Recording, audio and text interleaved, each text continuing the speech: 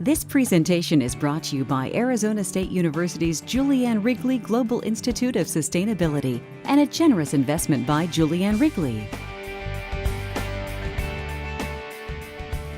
I'm torn on cap and trade versus a carbon tax. And with all the stuff that's gone on in Wall Street in the last several years, it seems to me that a cap and trade program adds a middleman who's going to be taking a cut and is subject to packaging and manipulation and weird derivatives that nobody understands except for a few people.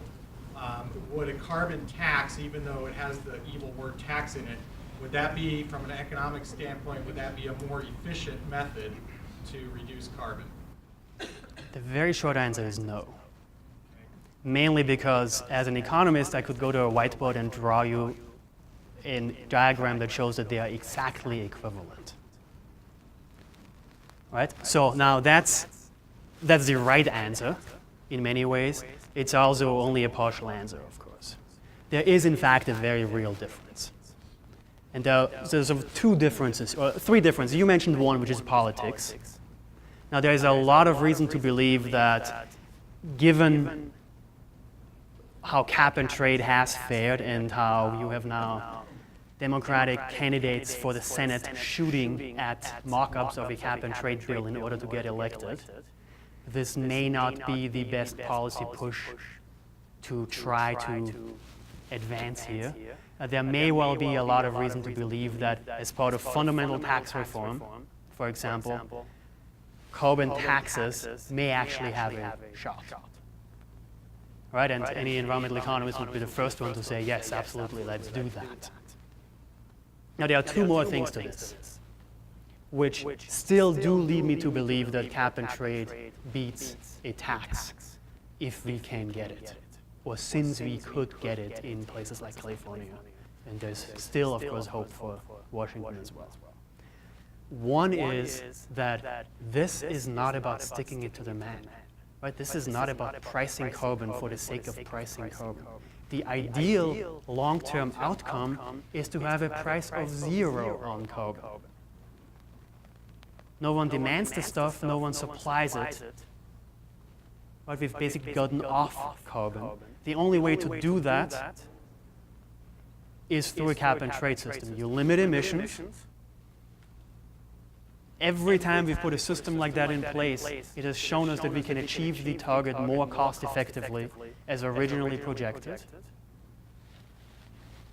And eventually, 2050, 2100 now, we want to be at a place where the price of carbon in a cap and trade system like that is in fact zero. Because we've come up with a technology that avoids using carbon in the first place. Right now, that's long-term thinking. There's another reason why cap and trade beats a tax, and this actually is very much tied to politics, of course, which is it is going to take quite a bit to get any of this passed in Washington. Every time you do anything to make any one of these two systems more amendable to being passed, right, it essentially means giving somebody money. Right? If you do that under a tax, there's one way of doing that, which is tax credits, decreasing your tax. Right? Every time you do that, emissions go up, by definition. You do this under a cap and trade system, what you do is take money from somebody else and give it to someone who may or may not deserve it, but who needs that in order to support the overall policy approach. But the overall emissions are staying exactly the same. So the political shenanigans in order to get the system passed under a cap and trade system leave emissions intact, whereas under a tax, every time we do any of this, emissions go up.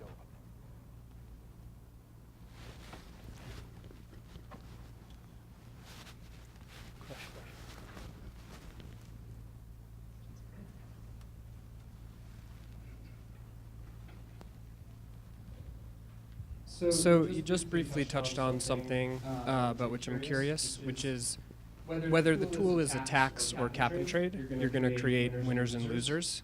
And aside from emissions, how can we utilize those tools to not create the same losers that we've always had and worsen the vicious circles that are creating poverty and keeping people in poverty and inhibiting development, etc. I would just worry that I'm curious if there are ways to make a tax or cap and trade work for people who are already not articulated in political systems. So there are two answers to this. One is we are trying to solve global warming here, not global poverty.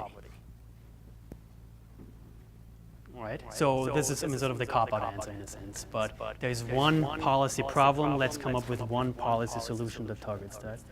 One solution per problem. Right? So if the goal is to essentially, if the goal is to go beyond stopping global warming, then we may want to look at another policy tool altogether for that. Right? Sort of regular sort of income redistribution through the tax system, let's say. That's one. Now, the second part of this answer, which I hope is more satisfying to you, is that in most cases, when we have implemented successful systems like this, British Columbia comes to mind here with its carbon tax, something like this is actually built into the system. So how British Columbia passed its carbon tax was sending out a check in advance of even assessing the tax, refunding a lump sum amount that is going to be collected through the carbon tax. And on average, the ones who pollute less get actually more back than they pay for the pollution, and are made better off through the system overall. You create the right incentives for emissions reductions by charging for the next ton that you emit. Right? And guys like me who fly a lot pay more than the ones who don't, poorer ones. So the rich are hurt more by the system than the poor. So in many ways you can in fact design systems, and the most successful ones politically are in fact designed as ones where redistribution is very much built in from the very beginning. That is the case in British Columbia, it's the case in Australia, it's the case up to a point in California, it's the case in Europe up to a point. Again, up to a point, right? This goes back to my first answer, which is right, Sweden has other ways of redistributing income than to look at cap and trade. And maybe we should, of course.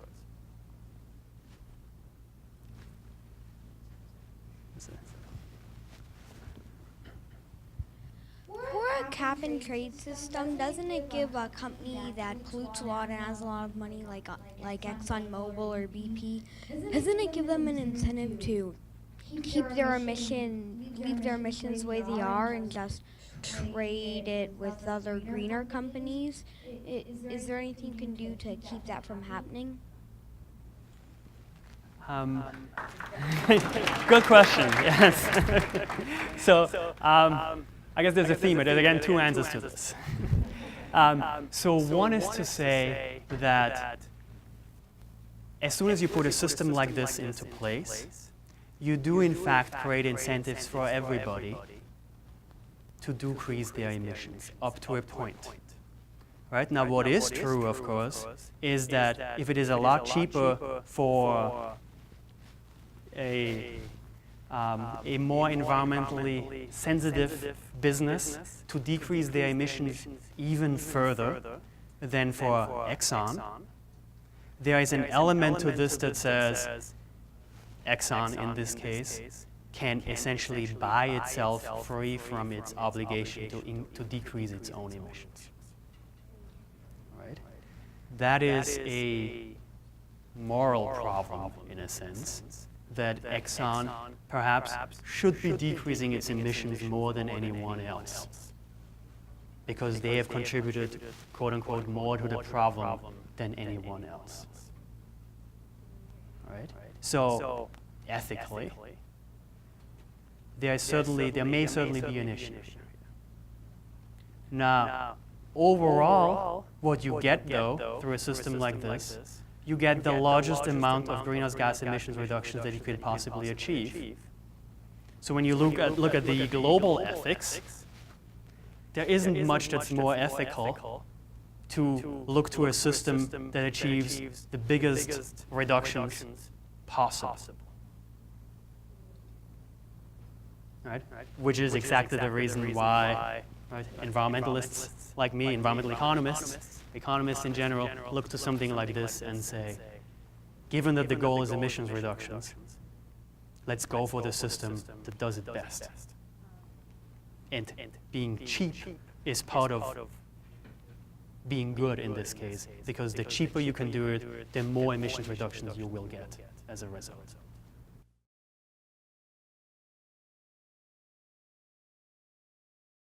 This presentation is brought to you by Arizona State University's Julianne Wrigley Global Institute of Sustainability for educational and non-commercial use only.